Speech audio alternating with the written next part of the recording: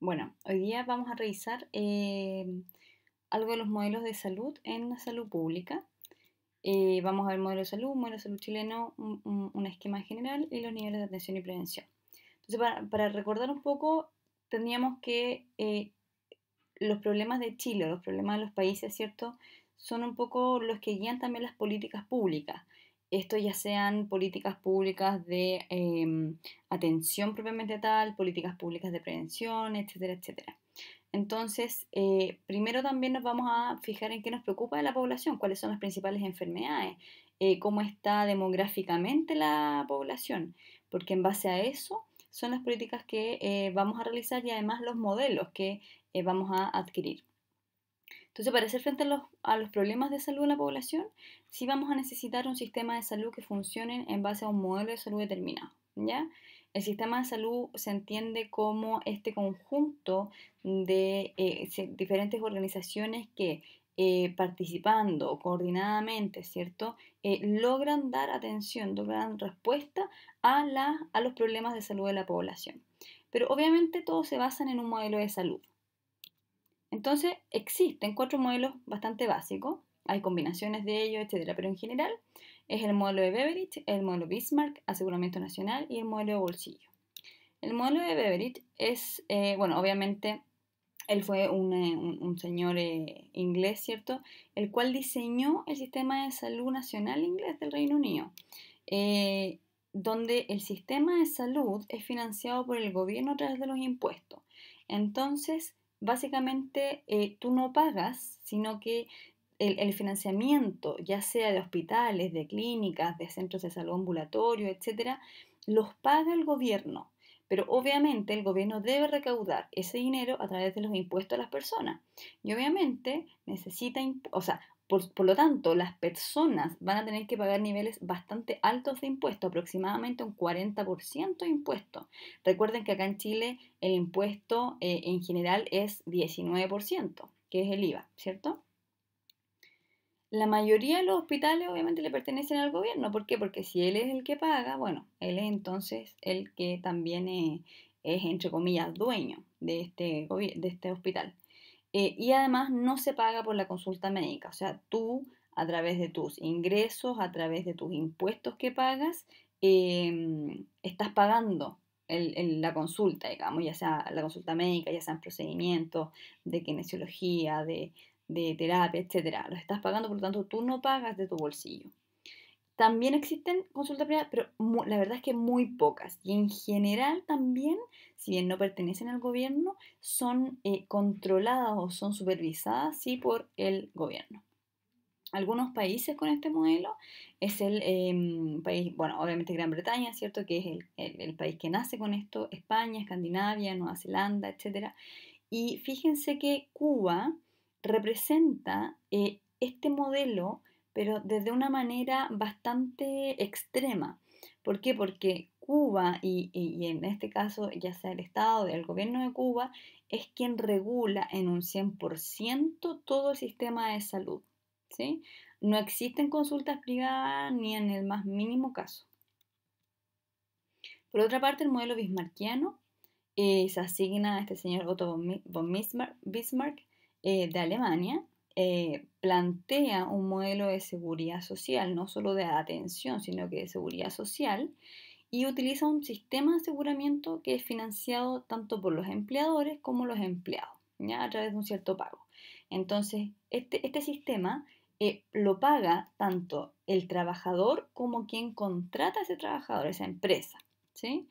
En general, médicos y hospitales tienden a ser privados. Y este modelo se aplica en Alemania, en Francia, en Bélgica, Holanda, Japón, Suiza, parte de América Latina.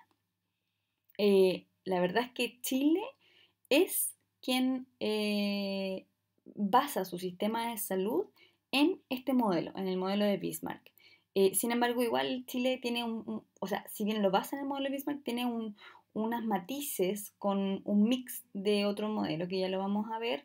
Em, por lo tanto, acá tenemos este modelo de seguridad social donde del sistema es financiado por ambas partes, pero no hay solo eh, médicos ni hospitales privados, sino que también tenemos hospitales públicos y un sistema de salud público. Por lo tanto, no es en un 100% bismarckiano, sino que el sistema de salud chileno tiende a ser un mix, pero la base en general es Bismarck.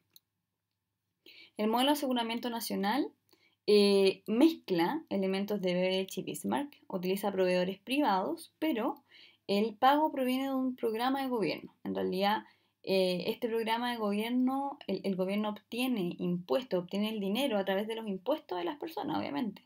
Por lo tanto, cada ciudadano paga un impuesto también bastante alto, el cual va en directa ayuda a este programa de salud.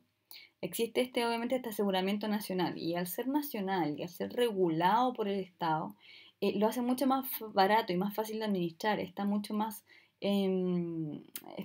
coordinado y centralizado. Obviamente controla costos, limita el pago por servicios médicos. ¿Por qué? Porque si el gobierno paga a este proveedor de salud, bueno, le va a pagar a todos por igual. No es que exista una competencia, ¿cierto? De los diferentes proveedores para pagar. Lo importante también de este modelo es que la calidad es primero. O sea, acá no hay temas de costos, no hay temas de, o sea, si bien los costos obviamente son importantes porque siempre los recursos económicos van a ser escasos, lo importante y la base es que el cuidado que se entregue sea de buena calidad. Y obviamente los países con este modelo está Canadá, Taiwán y Corea del Sur. De hecho, en Canadá las personas, los ciudadanos, pagan un 40% del impuesto, de su bolsillo, o sea, de su sueldo, digamos, como impuesto. Y eso, parte de ese impuesto va a este modelo de salud. Finalmente está el modelo de bolsillo o modelo privado, y ocurre en países en realidad sin un sistema de salud consolidado. Acá las personas pagan directamente por una atención en salud. Entonces, quien tiene dinero, o sea, el rico, va a poder pagar una atención en salud y obviamente va a vivir. Sin embargo, el que no tiene dinero, el que es pobre, no va a tener esa oportunidad de poder pagar. Entonces no va a tener atención de salud y lamentablemente fallece. Ocurre en regiones rurales de África, India, China, América del Sur. Tienes acceso, ¿cierto?, a buena atención, pero obviamente si pagas de tu bolsillo. O sea, si tú tienes los recursos para ir a tomarte un examen, si tú tienes los recursos para ir y tener una atención de salud, si tú pagas, perfecto, vas a tener una tremenda atención, pero si no lo pagas, no lo tienes. Y básicamente un poco el modelo de Estados Unidos, a través del Medicare, Medicaid, etc., en el cual los seguros de salud los pagan las personas. Y obviamente dependiendo de tu capacidad de pago es la calidad del seguro de salud que tienes. Y en realidad para los más pobres, ¿cierto?, los más viejos, existen estos programas Medicare y Medicaid que ayudan tanto a los viejos como a los pobres, pero en el general la mayor parte de la población debe tener un seguro de salud que paga mensualmente o anualmente y con ello obtiene atención en salud. La pregunta, bueno, ¿qué pasa con Chile? ¿Cómo se maneja un poco Chile, ¿cierto? Bueno, basándonos en estos modelos que yo ya le dije que era más bien una base bismarckiana de modelos, sin embargo tiene algunos matices de otros modelos. El sistema de salud chileno desde el punto de vista del financiamiento es bastante simple. Por una parte, si nos fijamos acá, tenemos el sector público y el sector privado. Ya dijimos que la salud pública se encarga de todo, ¿cierto? Tanto público, pero tenemos diferentes sectores, público-privado, y obviamente aquí deberíamos tener un cuadro extra referente a las Fuerzas Armadas. Fíjense que en el sector público, las fuentes de financiamiento vienen desde los impuestos generales, es decir, del IVA, etc., contribuciones obligatorias de cada trabajador. Cada persona que trabaja y que está empleada, y ahora el próximo año comienza también para los trabajadores independientes que son honorarios y que emiten boleta, pero que también van a tener que contribuir. Tú debes pagar el 7% como una cotización obligatoria en salud. ¿ya? O sea, de tu sueldo se te disminuye el 7% y eso va a tu cotización obligatoria. Obviamente, esta contribución obligatoria para el sector público va a ir hacia FONASA, que es el fondo, digamos, del financiamiento, que es el Fondo Nacional de Salud, que tiene como base ser un fondo solidario. En tanto, fíjense que además, en el sector público podemos tener un cierto copago. En realidad es bastante pequeño, pero también la gente, además de el impuesto, de la cotización, debiese pagar un cierto copago para una cierta atención en salud. El tema es que estos copagos en general están regulados, y están regulados por FONASA. Y hay otros pagos de bolsillo, fíjense que los pagos de bolsillo están compartidos con el público y el privado. Y básicamente se refiere a todo lo que son los medicamentos y lo que compra en la farmacia, ¿ya? En la farmacia en general uno gasta bastante y eso se considera pago de bolsillo. Entonces, este gran fondo que recibe todo el financiamiento, que recibe todo el dinero, se llama FONASA y que es un sistema de reparto, obviamente solidario, y que tiende a ser solidario porque fíjense que las personas jóvenes que cotizan en FONASA, que tienen su contribución obligatoria en FONASA, en general los jóvenes no atienden mucho el sistema de salud, no demandan el sistema de salud. Entonces, pero ellos están contribuyendo con dinero mensualmente a este fondo. Y el tema está en que cuando uno se hace viejo es cuando en general viene y uno necesita la atención en salud o cuando tú tienes un niño, está enfermo, etcétera, cuando eres demandante. Entonces, la idea es que el dinero que ingresa se reparta de manera tal que la persona más necesitada lo pueda utilizar y no tenga una limitación por ello, ¿sí? Entonces se reparte.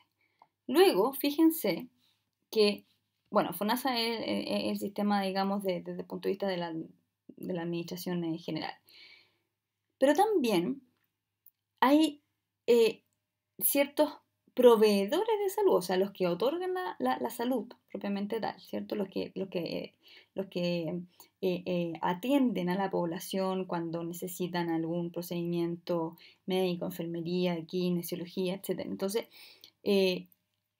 los principales proveedores en el sector público son la atención primaria y los hospitales públicos.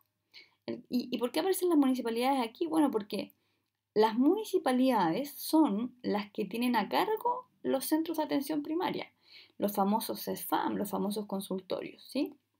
En tanto, el gran sistema nacional de los servicios de salud es el que coordina, supervisa, etc. O sea, todo en relación a los hospitales públicos, ¿sí? Desde Arica hasta Punta Arenas, ¿cierto? Incluyendo la isla de Pascua. Este Sistema Nacional de Salud es el encargado de toda esta red de hospitales públicos. Y finalmente, los beneficiarios, los usuarios, ¿cierto?, de este sistema de salud público son obviamente los beneficiarios de FONASA.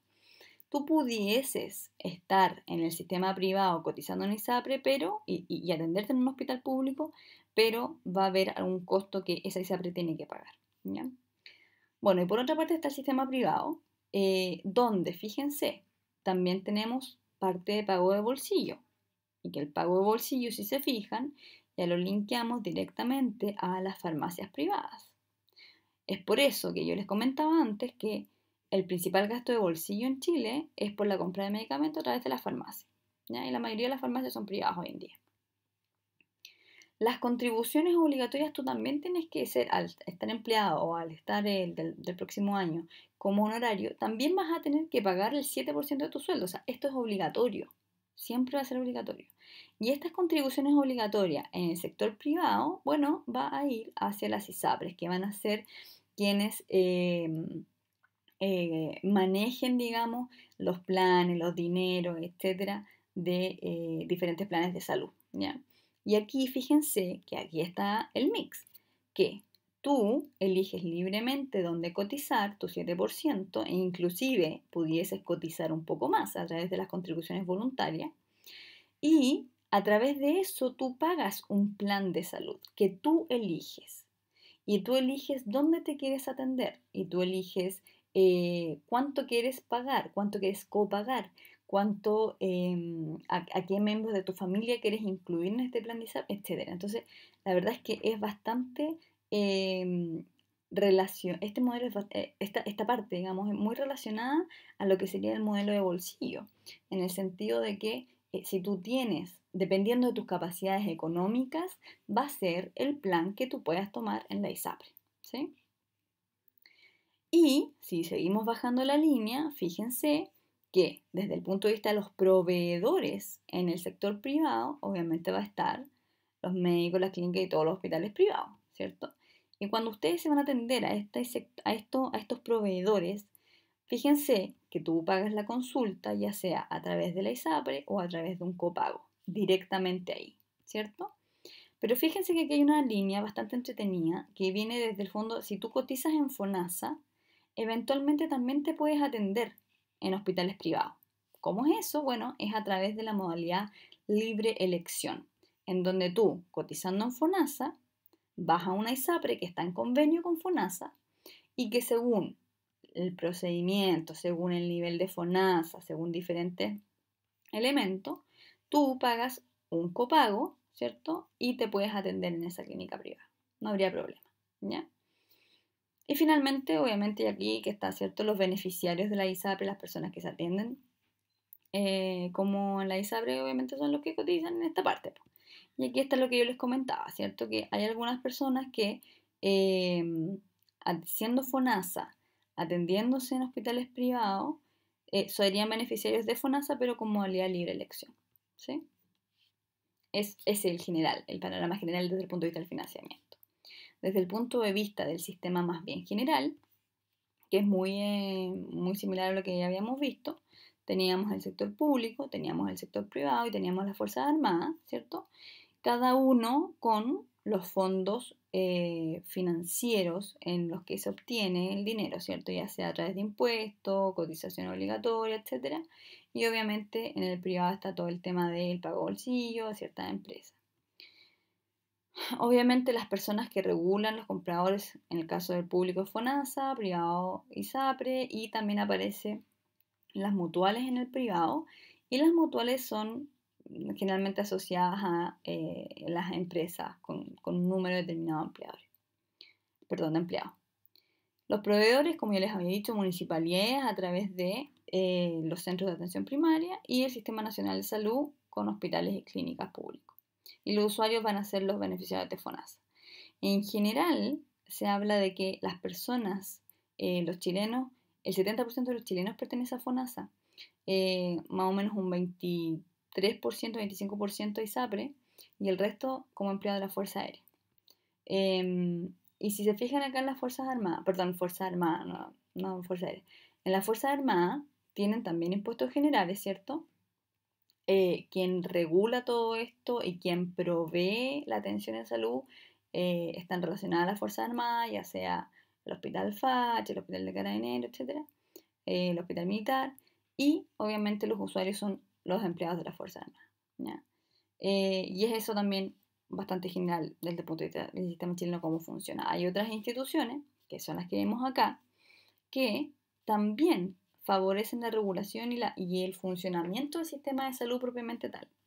Si se fijan, desde el gobierno sale el Ministerio de Salud, la cual tiene oficinas regionales que se llaman la CEREMI, las Secretarías Regionales Ministeriales.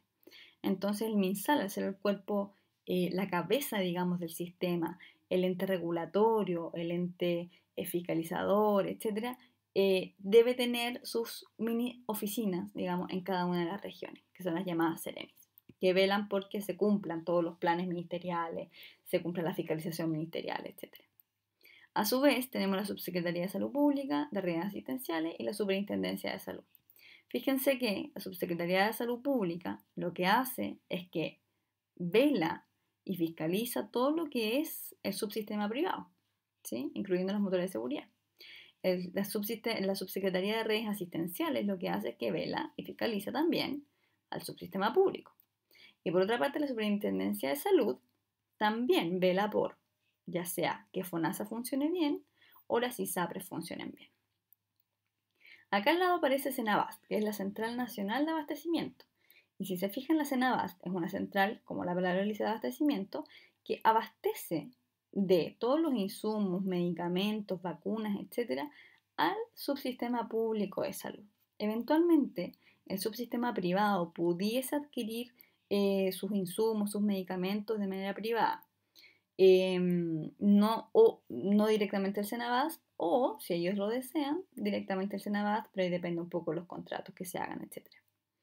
Pero si se fijan, el ISP, el Instituto de Salud Pública, está desde el MinSal hasta las motores de seguridad, donde cubre el sistema público y el sistema privado. ¿Por qué? Porque lo que hace básicamente el ISP es vigilar, es controlar, es supervisar todo lo que corresponda a salud pública, ya sea independiente del subsector que estemos hablando o subsistema que estemos hablando.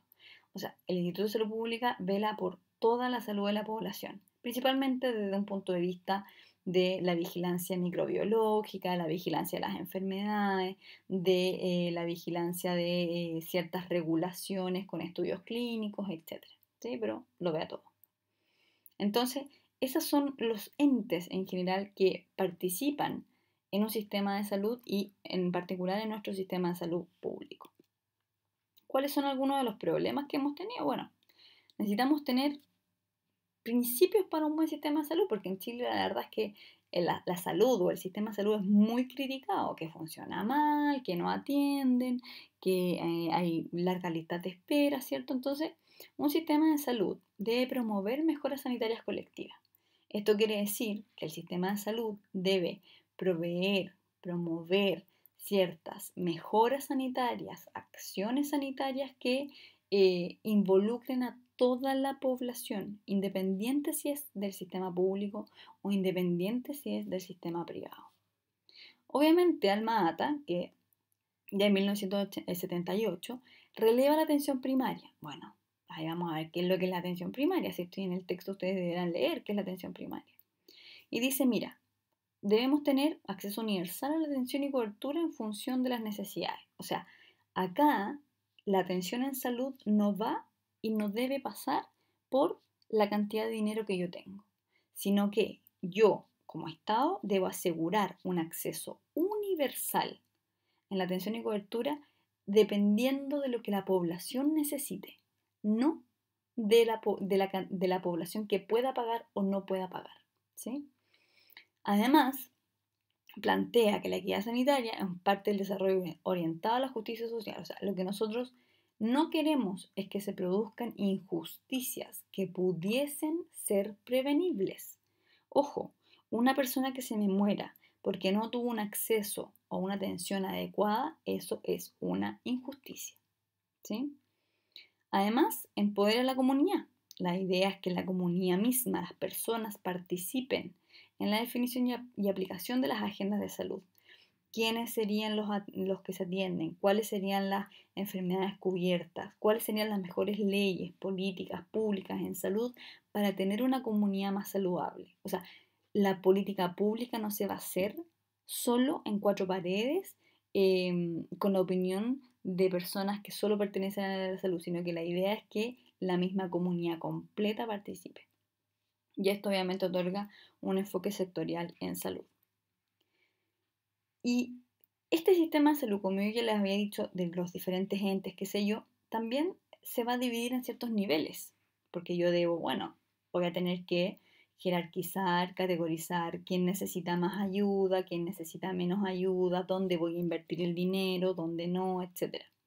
Entonces nacen los niveles de atención y prevención. Y básicamente el nivel de atención es una prioridad de organización de recursos para atender a la población. Es netamente yo priorizo cómo reparto los recursos para otorgar atención. Y la prevención son niveles que previenen la enfermedad. Por lo tanto, la atención es, obviamente, atención, como yo atiendo, y los niveles de prevención es como yo prevengo la enfermedad.